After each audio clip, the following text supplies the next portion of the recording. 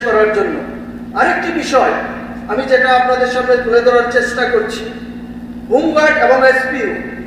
আমি দেখছিলাম সেদিন একটা হোমগার্ড কর্মী তার জীবনের স্বল্প সময় সেটা তার ওই জায়গাতে শ্রম দিয়েছে। একটা পুলিশ যে কাজ করেন, একটা হোমগার্ড কর্মী সেই কাজই করেন আমরা দেখি, কিন্তু উনি যেদিন রিটায়ারমেন্টে যাবেন উনি কাঁদছেন, ওনার চোখ দিয়ে জল পড়ছেন। উনি বলছেন যে আমি আজকে থেকে রিটায়ারমেন্টে যখন আমি বাড়িতে চলে যাব, আমি যে স্যালারিটা আজকে আমি নিয়ে যাচ্ছি আগামী দিন সেই স্যালারিটাও আমি পাবো না, আমাদের জন্য তো কিছুই রাখেননি। আমি বলছি সেই জায়গার মধ্যে তাদের ব্যাপারে, তাদের যে পেনশন এবং স্যালারির ব্যাপারে সরকার গুরুত্ব সহকারে বিবেচনা করবেন বলে আমি মনে করি।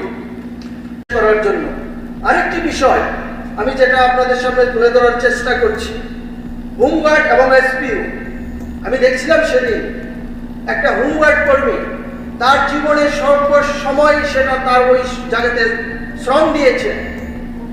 একটা পুলিশ যে কাজ করেন, একটা হোমগার্ড কর্মী সেই কাজই করেন আমরা দেখি, কিন্তু উনি যেদিন রিটায়ারমেন্টে যাবেন উনি কাঁদছেন, ওনার চোখ দিয়ে জল পড়ছেন। উনি বলছেন যে আমি আজকে থেকে রিটায়ারমেন্টে যখন আমি বাড়িতে চলে যাব, আমি যে স্যালারিটা আজকে আমি নিয়ে যাচ্ছি আগামী দিন সেই স্যালারিটাও আমি পাবো না, আমাদের জন্য তো কিছুই রাখেননি।